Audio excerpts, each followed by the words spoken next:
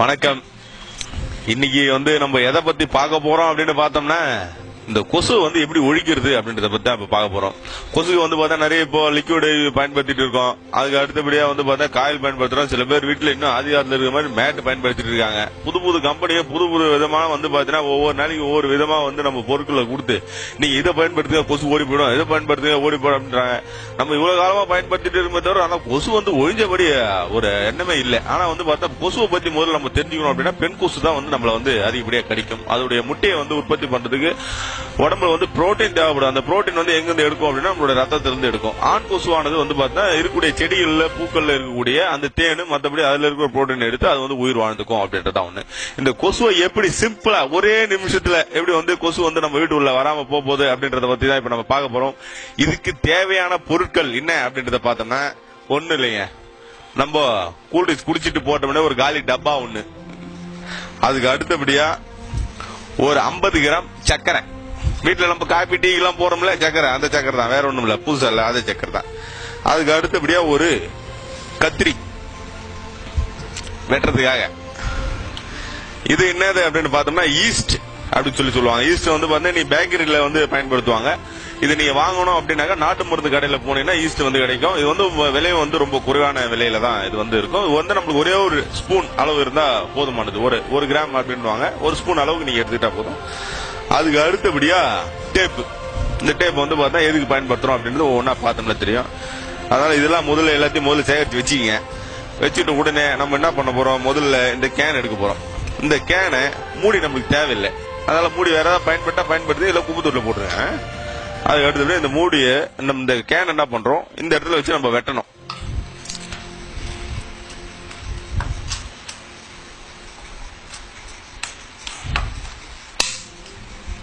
அப்படியே சுத்தி மேல இருக்கிறதுல நீங்க எந்த சைஸ் கேன் வேணா எடுத்துக்கலாம். இதுல சொல்லக்கூடியதுல ஒரு பொருள் வரல உங்ககிட்ட விட்டுட்டேன். எந்த பொருள் அப்படின்னு பார்த்தோன்னா தண்ணி ஒரு 200 mlங்க. தண்ணி ஒரு 200 ml கண்டிப்பா தேவை. நான் எடுத்து வச்சிருக்கேன் இந்த இடத்துல. உங்களுக்கு சொல்றப்போ தண்ணி ஒரு 200 ml தேவை அப்படின்றது என்ன பண்ணோம், இந்த பக்கம் இப்படி இப்போ இதுல இருந்து கட் பண்ணி இப்படி எடுத்து இப்படி திருப்பி இதுல இப்படி வைக்கணும். இப்படி வச்சிட்டோம்னா இது உள்ள போவாது. அந்த மாதிரி தான் நம்ம கட் பண்ணி இருக்கிறோம். இது இப்படி வச்சிட வேண்டியதான். வச்சுட்டு இந்த டேப் இருக்கு இல்லையா, இந்த டேப் இப்பதான் பயன்பட போகுது. என்ன பண்றோம், இந்த டேப் எந்த இது தேடிக்கிறேன், வேற ஒண்ணும் இல்ல. கிடைச்சிச்சு. இந்த டேப் அப்படியே பிரிச்சு எடுக்கிறோம். இதெல்லாம் நாங்க வீட்டுல விளையாட்டு இருக்கிறப்போ செய்யற வேலை. இந்த இதுல செஞ்சுட்டு இருக்கோம். என்ன பண்றது, கொசு ஒழிக்கிறதா நம்ம ஏதாவது ஒரு வேலை பண்ணித்தானே ஆகணும் அப்படின்றதான். அழகா அப்படி வெட்டி எடுத்துட்டு இந்த டேப்பை இப்படி ஓட்டுறோம்.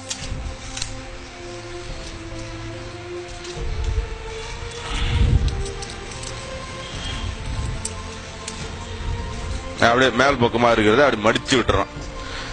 இது எப்படி இருந்தாலும் பொருள் நேரம் நிக்கணும் அப்படின்றத வச்சு உள்ள இருக்கிற காத்து அந்த பக்கமா ஒரே பக்கமா உள்ள போற மாதிரி வெளியே வர மாதிரி வைக்கிறோம். அதுக்காக இது சுத்தி போட்டு ஓட்டிடுறோம். இது மாதிரி ஒட்டி முடிச்சிட்டோமா, ஒட்டி முடிச்சுட்டு உங்க வீட்லயே பாத்தா சின்னதா ஒரு டம்ளர்லயோ அதுல பார்த்தா ஒரு 200 ml தண்ணி எடுத்துங்க. அதுக்காக ஃபுல்லா எடுத்துக்காதீங்க. ஒரு 200 ml தண்ணி எடுத்துட்டு அதுல இந்த 50 கிராம் சர்க்கரையை அதுல போட்டு நல்லா கலக்கிக்கணும். சரிதானா?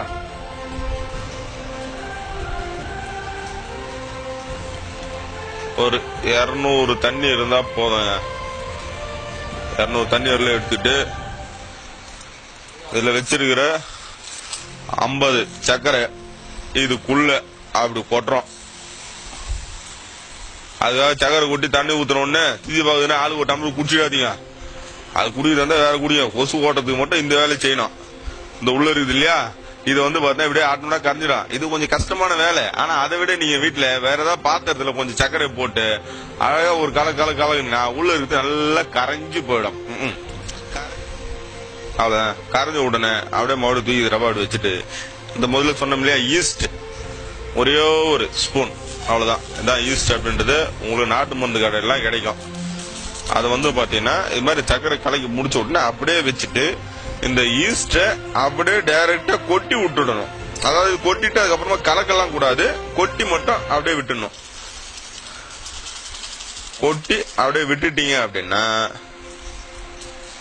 அது பாட்டுன்னு அது உள்ள இருந்து அந்த சக்கரை தண்ணியா கூட போய் இந்த ஈஸ்ட் போய் உள்ள மிக்ஸ் ஆகி அதுல இருந்து நம்மளுக்கு ஒரு விதமான கெமிக்கல் வாசனை வெளியே வர ஆரம்பிக்கும். அந்த கெமிக்கல் வாசனை வெளியே வரப்போ இதுல இருக்கக்கூடிய தண்ணியானது இந்த சக்கரை இந்த ஈஸ்ட் ஆனது வீட்டுல வந்து 2 வாரத்துக்கு வேலை செய்யும். கிட்டத்தட்ட 15 நாளுக்கு வேலை செய்யும்.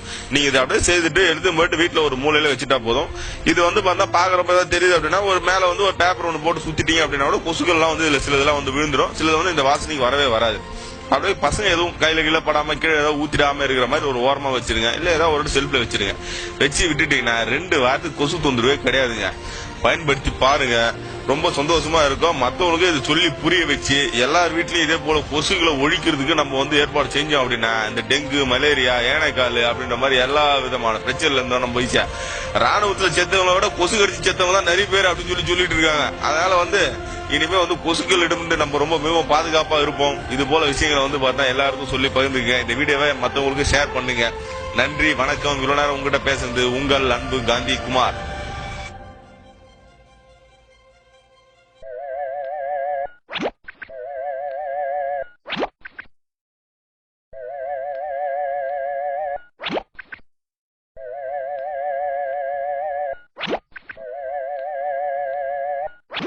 நல்லா கரைஞ்சிச்சா பாத்துங்க.